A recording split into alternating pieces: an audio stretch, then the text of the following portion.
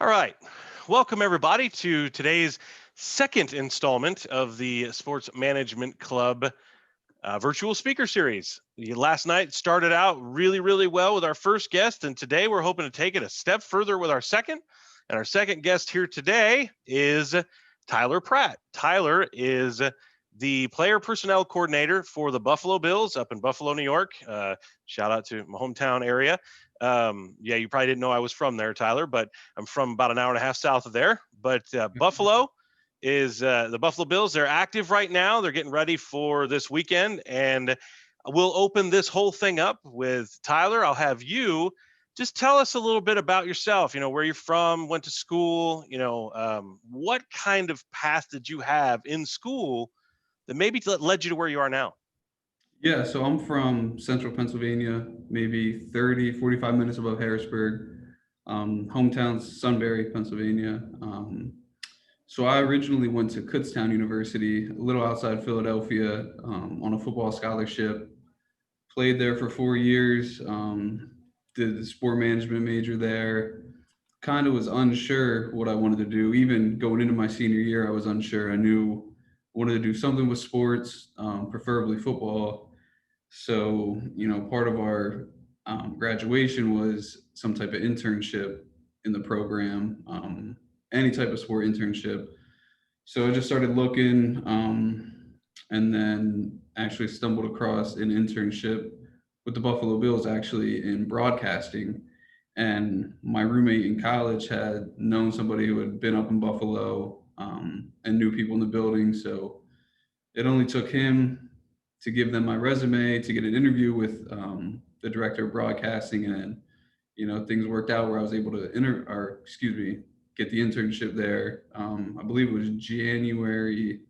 What is January 2016? So right after my last season playing. So then I was an intern from January 2016 to May 2016, right up to graduation at Kutztown. So then kind of graduated, was unsure what I was going to do. But when I was up in Buffalo, I did the whole broadcasting deal. It was more of a nine to four type of job, but I would show up a little earlier, stay a little later, just because I was new to the area, didn't have much to do. Figured I might as well stay around. If I'm going to be in an NFL facility, I'm going to take advantage of it. So kind of hung around, met different people. I met the director of football ops, Kevin Meegank, Jason Barbarino, who's the coordinator of football operations. Got to know those guys, and from there, we kind of formed a relationship. And they did training camp interns, which was like a 6-8 week stint of you're working with football operations. So it's a little thing that's setting up training camp. Basically any player needs, coach needs, scout needs, front office, any need they have, it's, you're kind of the bottom guy on the totem pole, and you're doing that. So I did that for 8 weeks. Met more people through that, more scouts, coaches. It was only an 8 week internship, so I was kind of left out to dry after that. And I actually went back to Kutztown and was a GA. So I was coaching the football team for the fall semester 2016. Got done with that and was, it was kind of just to get me on my feet. And, my old coaching staff had helped me out back at Kutztown. So I was kind of back on my feet. I ended up going back home to Sunbury. This would have been January 2017. I was a substitute teacher. One of my boys has a barber shop. I was working at the barber shop. Just trying to figure out what I was going to do. And I still kept in contact with the people in Buffalo, which ended up helping me out, because then I went back the next training camp, same internship, training camp ops, did the internship again. And then this time, my mindset when I was going up the second time was, I don't want to go back home. I kind of want to take advantage of this opportunity and, make them, make a decision to keep me after the 8 weeks was up. So, it kind of worked out. I just kind of did the same thing, came a little earlier, stayed a little later with the training camp internship. Became close with the head coach's assistant, Matt Warswick, who kind of runs the show with everything. And you kind of figured I could do a lot of things, if that makes sense. Whether it was coaching, whether it was scouting, whether it was ops, or video equipment, whatever it may be. It was like we could use this guy. So he kind of was the one getting me in the building, and then it ended up working out that, I got in the building as a seasonal intern from the training camp internship. So I'm there in the season doing, like I said, a little bit of everything, some coaching stuff, some scouting stuff, some ops stuff. And then, from there, it just kind of, the snowball effect, you're around a little bit more, people get used to you. People don't know if you're an intern. They don't know if you're full-time. They don't know if you're part-time. So it's kind of, just continuing to build the relationships around the building. And then, the internship's coming up, and, it's like, well, why don't you stay through the spring, through the draft? You've done this, you've done so much so far, just keep it, let's keep you in the building. So then I did that. I stayed through the draft. Then towards draft season, it was more scouting. So I got closer with, the scouts, the front office guys. And then from there, it was, my internship was coming up, and it was like, I'm with the guys that are kind of running the show now. And it was like, well, why don't we just hire you as, a scouting assistant? Because that's what you've been doing the past couple of months. And, I was pretty lucky with how everything unfolded. But then from there it was, I got hired full time as a scouting assistant. And then that would have been 2017. So I kind of had that role 2017, and then 2018 last year. And then it kind of transformed into more of a broader role of more scouting versus, scouting, operations, coaching, etc. So now I'm in a role of player personnel coordinator, which is, more scouting compared to, the other things I had mentioned. So talk a little bit about that transition, right? You were in the broadcasting side, and then you shift your way over, right? It's just like one thing to the next, and now you are where you are based upon that.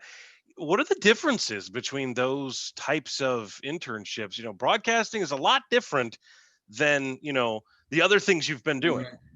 Right. So I got this internship knowing it wasn't what I wanted to do, but I thought it would be, I obviously didn't tell anybody, this isn't what I wanted to do, because I'm lucky enough to be in the building. I'm, grateful for the opportunity that I did have, and the people that had helped me. So I didn't want to, screw anybody over in that sense. So, I kind of just, like I said, come in early, stay late. So while I was here from 9 to 3 doing broadcasting things, it was strictly broadcasting. Like I didn't want to allocate my time elsewhere. If I'm on the clock 9 to 3, I should be doing broadcasting things. So then whenever I got here, whether it was 6, 7, 8, from that time to 9, I would try to do other things, whether it was helping coaches out, trying to meet different people. The same thing then, I'm clocking out at 3, I may head back to my desk and, do what I can from 3 to 6, 3 to 7, because, the way this building is, people are here all night, really. There's people that stay till 2 a.m. and then people that come in at 4 a.m. So there was always a time that people were around. It was just a matter of, being able to use my time wisely of, 9 to 3, I'm broadcasting. Let me work my butt off for the people that, got me here and the people that I'm working for now. And then let me use my time outside of that to kind of help what I want to do next. So it was a tough balance of both, without having to, tell the guys I was working for broadcasting that, hey, this is what I want to do versus, I'm helping you guys out now. But, it did come down to the point where it was, we may have a spot like, are you interested? And then that was, the time where it was like, guys, I enjoyed what I did. I'm glad I could help you. It's just, I don't know if this is for me. And I think they had known all along, but at the same time, like I thought I had done a good enough job. Like I did what they asked. That we kind of had a mutual respect of, I did my job for you. Like I hope you guys understand that this isn't for me. So then, So I'm going to allow you guys in our attendees, you can drop questions in the Q&A as we go along. But Tyler, that's interesting to me. And the reason why that's interesting to me is you'd spend your full day with the broadcasting group with the full on knowledge that you were going to go do more, right? And so how that balancing act, you said it was a very tenuous balancing act. How can a student, I hate to say it, get away with that, right? And still be successful in both opportunities? It was probably just a lot of honestly, a lot of, I think, discipline I learned, whether it was high school or college, of balancing, whether it was a morning practice with school and classes, and then maybe a workout or lift after classes, and just knowing that, I got to prioritize what's happening now to balance, whatever is going on throughout the day, knowing that I have X amount of work to do that night or this workout to do that night. So I kind of had the same mindset where it was, you know, okay, I'm gonna do this from six to nine. Let me, work my butt off for the people that got me where I am from 9 to 3, and then I can kind of almost celebrate or reward myself with, 3 to 6 or 3 to 7, knowing that like I guess it was the people that had got me the internship and the people, and I really enjoyed who I worked for in broadcasting. And so that was another part where it was like the last thing I want to do is taint anybody's name or reputation who had got me there, and then give anybody in the building a bad thought about me or my work ethic because I wasn't focused on the job at hand. So it was the balance was, let me do what I'm supposed to do with broadcasting, and then if anything's going to slack, it'll be what I'm trying to do personally. So then, since it'll only be a direct reflection on me and not anybody who had got me there or anybody I'm working with now. So you went from area to area, right? So throughout that time, when you're thinking about the net level of networking that you did, right? How did you how did you kind of introduce yourself to these people? They're all in different departments within the franchise. How do Right. you how do you kind of go from one person to the next? You know what I'm saying? And do that internal networking. Um, it was really, I mean, honestly, I was pretty scared, as most people probably would be. Because you're walking through the halls, and this was back when, Rex Ryan was here. Like Ed Reed was one of the coaches. So like you're walking through the hallways and you're seeing these name tags, you're seeing these people, and you want to introduce yourself because this may be the only shot you have. Um, so you're kind of just walking through, and I would try to get there early enough in the morning where there wasn't a lot of traffic. Maybe they're just getting settled in, and then sometimes it would just be in a knock on the door and say, morning coach, I'm Tyler Pratt. I, just got an internship in broadcasting. I have some free time if you ever have any work, or ever anything I can do for you. And most said no. It was, if I introduced myself to 10 people, probably 9 of them were gonna, say thanks, and I never hear from them again. But it was actually the director of football ops, Kevin Meegang, who saw me one morning, and he's like, he basically said, "Who are you?" and "What are you doing?" And I was like, "I'm just, I'm a broadcasting intern. I'm here. I don't know. I just go upstairs, and because broadcasting has all the film and everything, so I would just buzz through the film in the morning and just check out old highlights." And I told him that, and he's like, "Oh, it's pretty cool." And from there it was kind of, I met the old assistant GM, and that was kind of where the ball got rolling. And he eventually gave me a project. So when I'm taking a project one afternoon to the assistant GM, it was like, who's this new guy? So that's kind of, and then from there it was like a snowball effect with it. That's actually a really cool story. You don't hear people talk much about that type of story where they're in one department and they're just walking around just saying hi to people and asking if they need anything. And you did Yeah. exactly that. And it sounds like it's parlayed pretty well for you. So with your current position, I get a lot of students that say, I'm interested in the player side, right? I'm interested in the player side. I want to be part of the player personnel or a scout or something of that nature, or Right. a GM. It's going to be on the player ops side as opposed to the game ops side, right? In your mind, how can these students kind of prepare themselves for that world of player relations, I guess you could call it? Yeah, I would. I mean, we get hundreds of resumes, obviously, and the number one thing that we probably look for is just a background in football. Whether it's you've played football, you're working in football now. Um, it's even to the point where the internet is so big these days that you have 100 different draft sites, or scouting sites, whatever you want to call them, and you have these one-off writers who are doing stuff for them. I mean, whatever you're doing in football is going to help. It'll never hurt you if you're in football. It can be stats, it can be, coaching, whatever it may be. So that's probably the first thing you look for. And then after that is just, it'd probably be, experience in sports in general.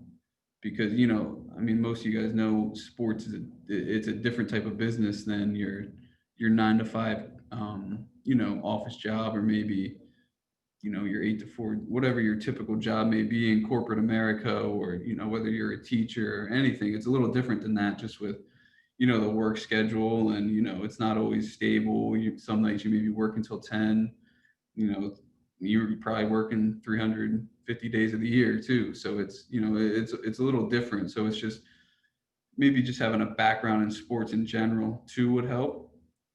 Um, and then from there, it's just, any volunteering, or how do I want to word it? Just being able to show that you can allocate your time, whether it's, volunteer work, or, charity work, or job, just being able to, whether you're in school with a job, like you show you can balance your time, and do multiple things at once, and then, still be successful with all of them.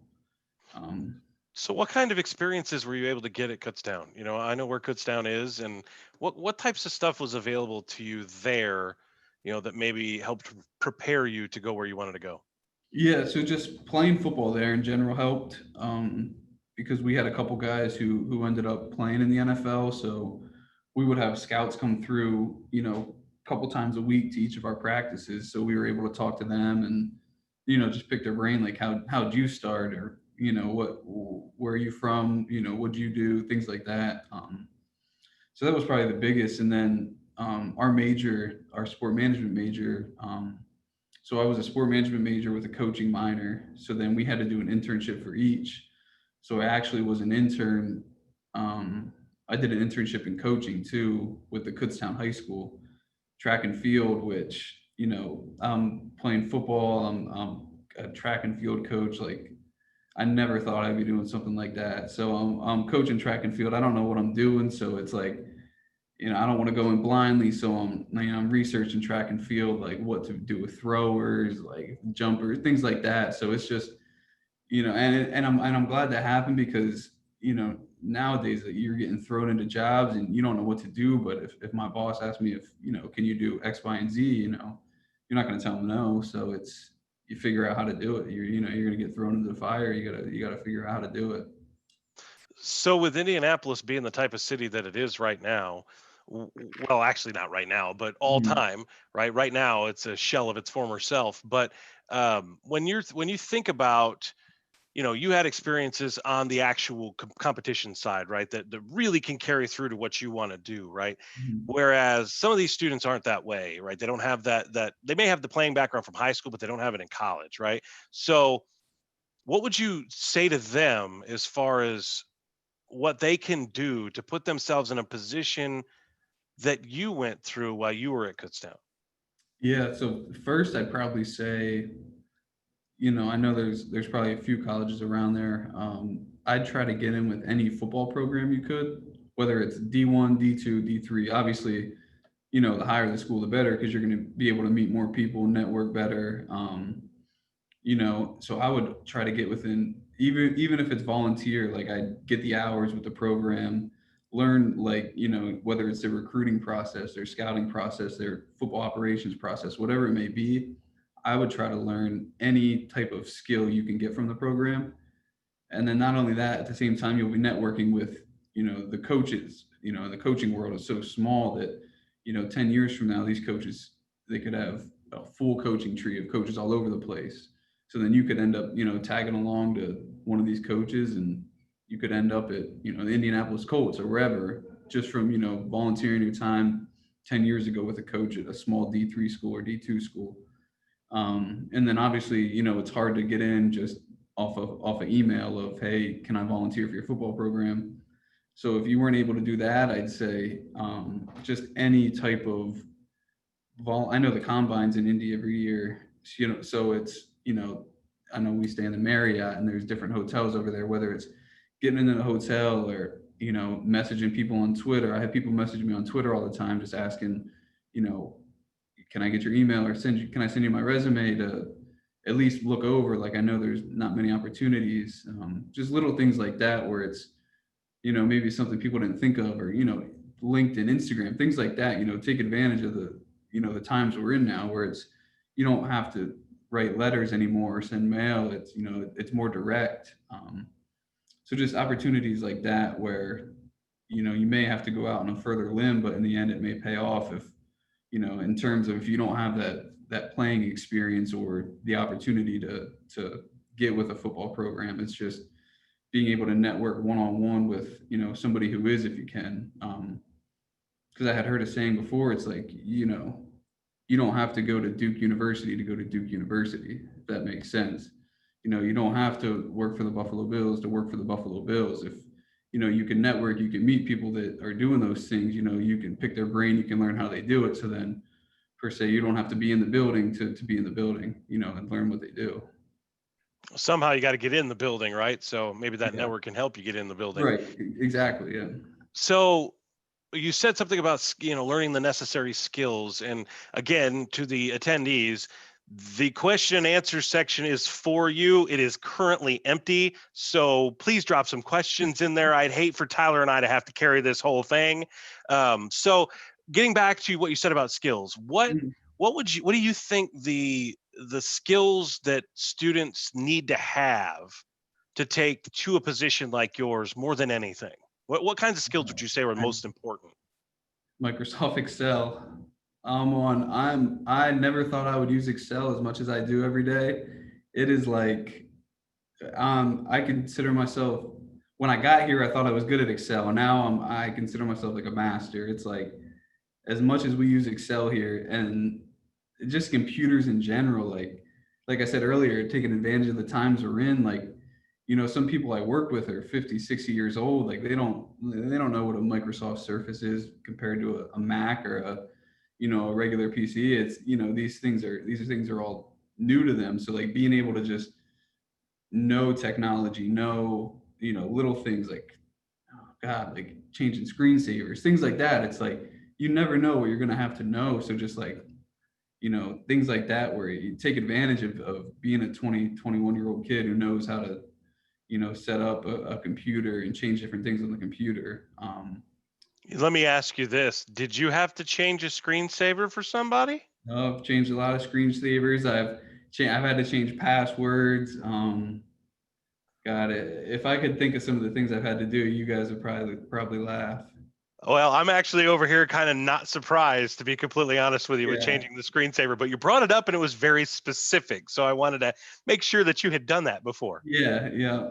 I'm trying to think. It's more so too, just I'm like the more I've been in this role, the more I realize how face to face and how almost you have to be such a people person with what you do, because you're meeting new people every day. Like our job is literally to go out and scout people. So you have to get to know people. You have to be able to talk to people.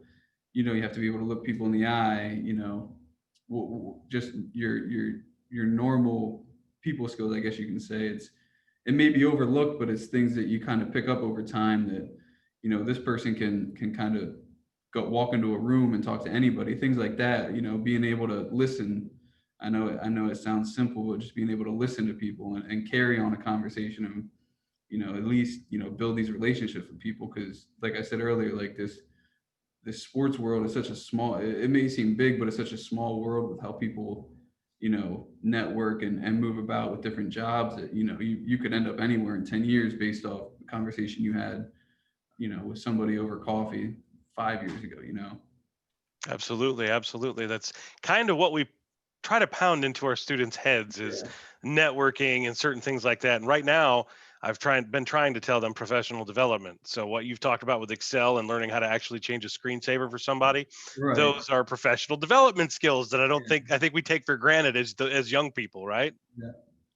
Yeah. Kyle, I'm gonna hand it back to you, and I'm gonna let you take the question and answer for a little bit, and hopefully, we can knock out some questions. I see we've got 8 now we're up to, so you got your work cut out for you, buddy. Perfect. And if you have to dip, you can just let us know and we'll shut our mouth. Yeah, let's go. I can knock out some questions. So one question is, can you walk us through like a normal day in your current role? Especially now that it's in season. Yeah, for sure. So this year's a little different, obviously, with with COVID and all the travel restrictions, but usually it'd be, if it's the fall and I'm in the office, you wake up, usually most people are getting to work out in the morning. So you're working out, getting to your desk, 7 a.m. And then from there, it's kind of working through. So I don't know if you guys are familiar with the waiver. The waiver from last night, it hits every night with guys that have been cut, released, signed. So, you get to the desk, you work through that through the morning, watching film on any guys, any pro teams I may have, checking up on injuries, things like that, and just kind of prepping everything for the day. And then usually that rolls right into practice. So you're out of practice for, hour and a half, 2 hours. You're back to your desk, and at some point I'm throwing on college film with schools I have. So, it's really, I guess it sounds a little boring, but it's a lot of film, probably 75% film, and then 25% prepping for, anything coming up in the week, whether it's, the team we're playing, is there anything I have to watch for them? Are there any guys I have to watch, write reports for the coaches? I think just anything like that. It is a little different. Usually it's more college film, but with all the games being pushed back, it's been mostly pro film and just teams we're playing coming up. But if it were a normal year, it'd probably be probably 50% more college film, just catching up on games that were played Saturday and the film's coming in. So probably mostly a lot of film. So then, how does that tie into like game days? So like, obviously you're scouting during the week and watching film. So what do you actually do on like a home game day? So game days are pretty easy. It's a normal day. Like I'll get in at the normal time. Catch up on any film, like tie up any loose ends, guys that may have been dinged up during the week, like checking if they're going to play, anything like that. And then just really more film, almost prepping for the next game, the next week, because everything should be done for the game that day. So it's then just more film for next week. And then once the game starts, we have our own little personnel box and try to sit back and relax and enjoy the game. But, it doesn't always go that way. And then somebody asks, like, what's your favorite experience at any point in your career of sports, whether that's working in sports or, playing sports? Oh man, off the top of my head, probably so this would have been my first year, 2017, I believe. Everyone thought we were going to be bad, have the first draft pick. We ended up going like 9-7, I think, and we won our last game at 1 p.m. or it might have been 4 o'clock. We were down in Miami, beat the Dolphins. All we needed was the Bengals to beat the Ravens, and we'd make the playoffs. Nobody thought they'd do it, and that's when Andy Dalton went on that final drive, had like the long touchdown pass, and they beat him, and we got in. So it was nuts. We went from people thinking we were going to pick in the top 10 to making the playoffs. Awesome. And then obviously you talk about balancing your work life. So this one lady asked, most young professionals I've talked to stress how dedicated you have to be to your job to make it in sports. So how do you create a thoughtful work-life balance that still allows you to be successful in your career? It's usually giving myself maybe like a Friday night, I'd say, or Friday, sometimes Saturday too, where it's, you're working so long Monday through Friday, even Saturday, Sunday, obviously during the season, that, we're pretty good in the office that once Friday hits, it's, practice is over at like 2 o'clock. So kind of from, 3-ish on, it's like, Friday night's yours. So I try to get out a little early. Maybe, we got a lot of guys in the building that like we used to go out to dinner. Do something like that, get together with the guys, like maybe go out in the town. Now this is all previously, now it's a little hard, but just usually just giving yourself a mental break for a night. I'm not one to do it 2 or 3 times, but maybe once a week is good enough to just reset and be a normal person for a night. Awesome. So we actually have a viewer in here that is actually looking into getting into football scouting. So he basically is asking for someone who is seeking a career in football scouting / recruiting. What are some things I or we could do beside watching film to become more familiar, like in your field? That's hard. There's really only so much you can do. Even in our position, there's only so much you could do. And it really is watching film. Like the thing that was stressed to me when I started was, like, I know you played, I know you've coached, but just you got to hit the reset button, because what you're going to do here is different. You're going to do it our way. Like, it's our system. Like, we want to make sure you're learning the right things. So I kind of hit the reset button here of, how to scout, what to look for.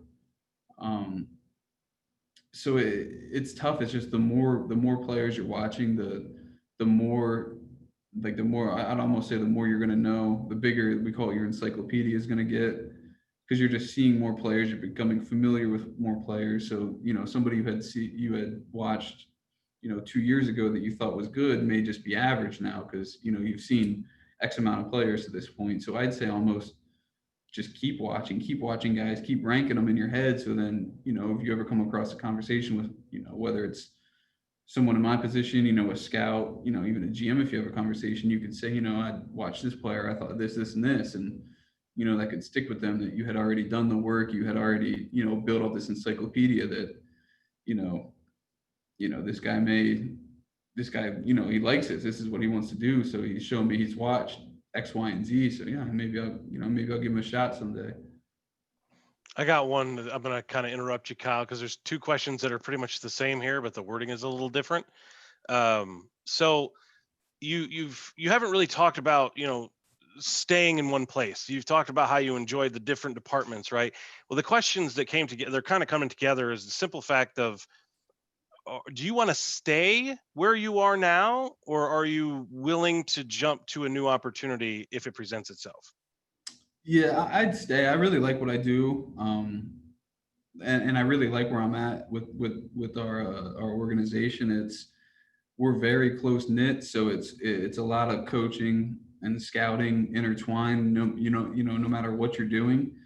So I do really enjoy the position I'm in, where it's I'm scouting, but I'm working with coaches. I'm working with different people on whether it's contracts, whether it's people of value of position slotting, things like that. So I actually really, I can honestly say I really enjoy where I'm at, and how we do things here with, the scouting combined with, like I said, with the coaching, with the administrative part, all that. But yeah, I think scouting is definitely something I want to keep doing. And with the Buffalo Bills, I'm assuming? Yeah. Oh yeah. I think we have a good thing going. And like I said, the people I work with are phenomenal. You wouldn't, anybody could come in and they make you feel like family. So it's a really special place. This one dropped into the chat, and I really like it.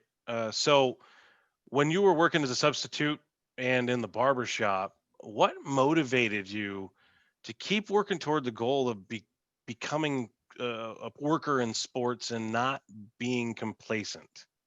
Um, to be honest, it was probably about 9 a.m. on a Tuesday when I'm sitting in there in a class with a bunch of 13-year-olds, and they won't listen to me, and I'm trying to get them to do something, and I'm just thinking to myself, like, I can't do this forever. Um, a little bit of that, and then just like I'm pretty big on doing what makes you happy regardless of what it is. So it was, football is what I wanted to do. It's what I grew up doing. It's what I plan on doing for the rest of my life. So it was a matter of, not if, it was just when. So like some people could probably call me stubborn, but in my head I was going to figure out a way of, like I said, when I was going to do it, just who I had to talk to, what I had to do. So that was kind of the mindset too. When I got the internship the second time was, let's do this. Like I'm not going to go home. Like I'm not going back to substitute teach. I'm not going back to the barbershop. I'm going to figure it out. So that was kind of the thing. Just like, I guess deep down, it's just that, I love football, and it's what I wanted to do. So I was going to figure out a way to do it. I wish this was a class. I would say, what kind of mindset is that? Growth mindset. So there's also two questions that kind of tie in with each other. So one of the questions is what all goes into scouting that most people don't know. And then another student asks, when scouting players for the draft, are there any certain things you look for in a player besides just their pure talent? I'd say the first question, it's there are so many things that go into it that, I wonder how my boss's heads don't spin sometimes with, okay, is this player good enough? Okay, he's good enough. Is he healthy? Is he a our type of guy? Is he going to fit what we do? Does he fit our scheme? Will the coaches like him? Basically trying to get everybody on board with everything. So you could have 10 different things you look for, and it's, can you get all 10? Okay. If you can't get 10, can you get 9? If you can't get 9, can you get 8? Can you get 7? Things like that. And then you can get 7. Are they the most important 7? Are you missing one of the, or one of the 3 missing? Is that something super important? So just, whether it may be, like I said, talent, the type of person, injury history, and then, some organizations have analytics where you're using analytics into it. So it's just a matter of using all your resources, which I think my bosses do a really good job of, allowing everybody to have input, the different departments, and then, kind of making the final call on that. And then the second question, I'd say obviously talent is important, because if you're not getting talented players, you'll likely be fired. And I'll be back substitute teaching. So yeah, talent's important, but then I think it's just a fit of what you do both on and off the field. Some teams value what you do on the field more than what you do off. Like some teams value the type of person you are more than, per se what you can do on the field. I think every team does it different. So it's a matter of where you're at and just what type of, team you're building, what type of culture you're building, what type of organization you have. It's just a lot of that, that decision making depends on that, I guess it's probably the best way to word it. Another question, could you describe the NFL draft war room? It's actually pretty quiet. We're kind of just everybody has a seat. We have the TVs on just like everybody else. And, the bosses are probably up front making the decisions, but it's not like I've seen commercials for the movie. I think it's called Draft night or something. Yeah, I've seen commercials where people are yelling at each other and arguing. I can't say ours has been like that. I can't speak for 31 other teams, but it's actually, I don't know if people are expecting like a lot of drama and things like that, but I wouldn't say there's a lot of drama. It is exciting when you're up and you're picking, everybody's in there and, everyone's excited. But other than that, you're just kind of sitting there like all you guys just watching, and, somebody gets picked you weren't expecting. There's some oohs, some ahs, things like that. But other than that, you're just kind of hanging out, watching the draft. So then how different was the draft this year, since your guys couldn't be in Vegas and you guys couldn't be in the war room? You guys were all in different locations with, technology and everything else. Yeah, it was like this. We're on Zoom, we're TVs in front of us, we're all watching, and we were all on mute because, there's no reason to be talking, and 31 other teams are up, or, if we were up in X amount of picks, maybe they'd call us on and we'd unmute. But other than that, we were just hanging out and watching like this and on video with each other, just talking. And then like I said, once we were up and whatever, maybe 5-10 picks, we'd start talking about it, and then a decision would be made, and we'd go back to mute and keep watching. Nice. So you talked about watching film, for college players and NFL players, but more specifically college. Do you get assigned like any certain colleges or players to scout? Yeah. So I'm in a pretty lucky position being, in Buffalo. So I'm kind of like a utility guy who can, if they want me to go out west for a week to check out, USC, UCLA, Stanford, I can do that. If they want me to go to Florida and check out Miami, Florida State, UCF, any of those schools, I can do that. They want me to go right up to UB's campus, I can do that. So it's nice being in the office and being able to be used wherever. But then we have our area scouts who are across the country where, we may have a Northeast scout who covers, Pennsylvania, New York, Jersey, Maine, all the Northeast states. And then we have a West Coast scout who, is doing Washington all the way down to Arizona. So they're focused on those schools, watching any film on those guys, trying to find all their diamonds in the roughs in those areas. And then, like I said, I'm kind of in a lucky spot where if they want extra coverage somewhere else, they could tell me, you're going to go to Texas for the next 2 weeks to these schools. So, good luck. And that's where I'm off to. Nice. And you talked about being a GA coach at Kutztown. So one of our students asked, when coaching at the smaller levels, what are some of the biggest things you need to look for when preparing to coach or scout at the bigger levels in the game of football? I'd say it's always good to be really good with video. We use Huddle at Kutztown.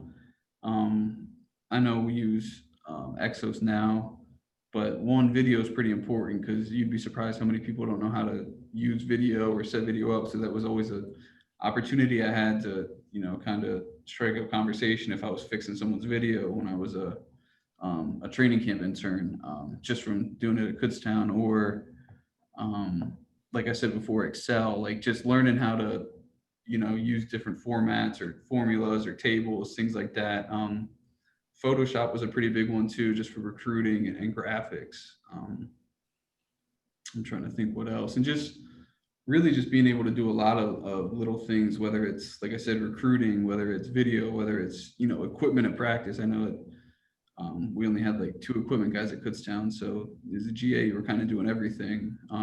Operations side, I was setting up the team meals on Fridays with the buses and, Saturday mornings, things like that.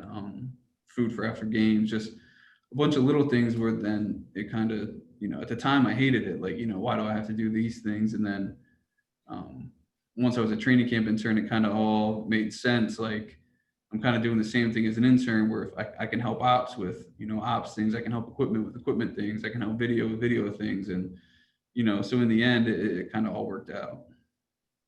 Awesome. So obviously you guys probably use analytics and player evaluation and strategy. So how do you guys like implement analytics into that? Yeah, it's hard. I mean, I don't know how to word it. It's almost like a struggling here with how to word this. I mean, we use it. It's very helpful. Like each department uses it because our analytics team is very, very good with, kind of customizing each thing for each department. So if I'm looking for, okay, for example, maybe looking for special teamers. So, hey guys, what do you have on special teamers in college in this conference or this conference? Or maybe I'm looking for, the best kickers if I'm doing something with a special teams coach in the league. So, this is the best kicker, 50 plus. Like, do we have to worry about this guy kicking, consistently from 50 plus this week? Or, on kickoffs, is he going to be putting it in the end zone X amount of times? Well, what's his percentage? Things like that. Or I know kind of my bosses above me use it for, different things with contracts or, things like that, or even evaluations. Like, what do you think of this guy? Because sometimes these guys are running these numbers, they're running these things on, in their systems, and they're popping things out that you didn't even think of. So it's also another way of, finding information or finding things you didn't think of, where it's like, oh yeah, I guess I could use that, or, I didn't think of that. Let me go back and look. And, in the end, they're finding things that you didn't even see based off, just the eye test on film. So being able to use those guys I think it's huge. Perfect. We kind of have 2 more questions that are kind of similar. One is, what would you say the single biggest factor is that helped you earn the job that you are at now? And then another question was, what is one piece of advice you would give new students to help them prepare for a job in the sports industry? Yeah, I would say, I know it is kind of cliche, but just the work ethic, I'd say when I got here, it was, I started as an intern and I told myself, early, stay late, I'm not going to go back home.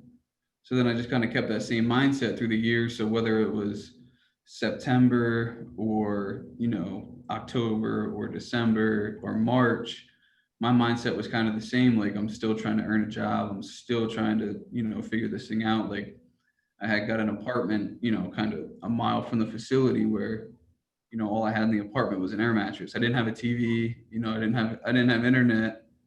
Um, well, I got internet after a few months when I realized I had work to do, but I just had an air mattress and internet. Like, I didn't have a TV, didn't have a couch.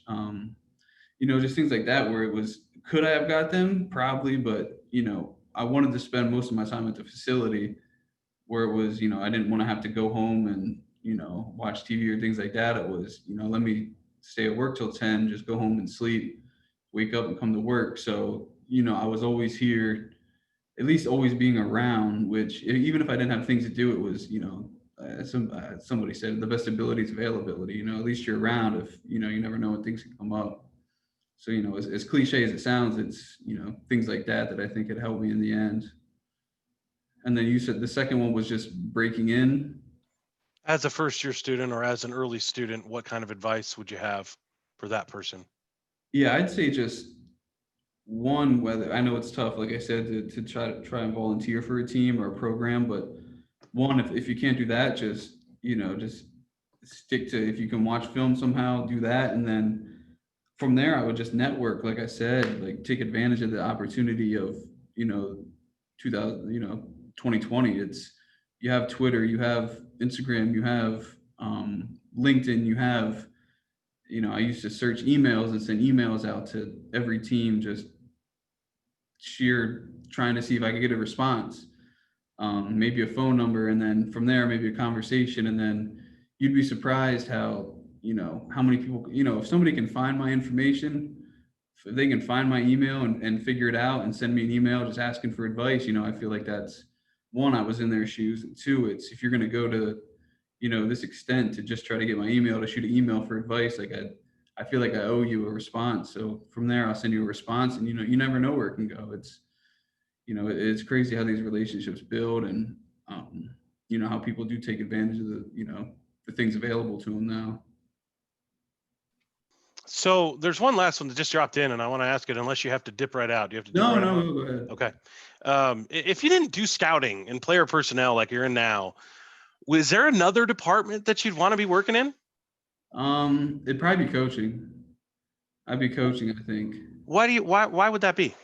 So when I was an intern, this was right after my second training camp ops intern, when I was close with the head coach, the assistant to the head coach. I started doing these projects for Coach McDermott, the head coach, and they were just little ones, and they ended up turning into this weekly Monday morning report. And he shows up pretty early, so then I had to get this report, and it ended up being I had to have it in by like 5 a.m. So I kind of built this relationship with him, and in my mind I was like, oh, cool, I'm doing this. Like, who knows what's next? I may start helping him out with other things. So in my head I was thinking that, and then all of a sudden it kind of took a turn left to scouting when I started doing more things with them. So then it kind of was like, what, I'll do scouting. It was more of where I was going to go, whichever path basically I was going to get pushed towards, I was going to do.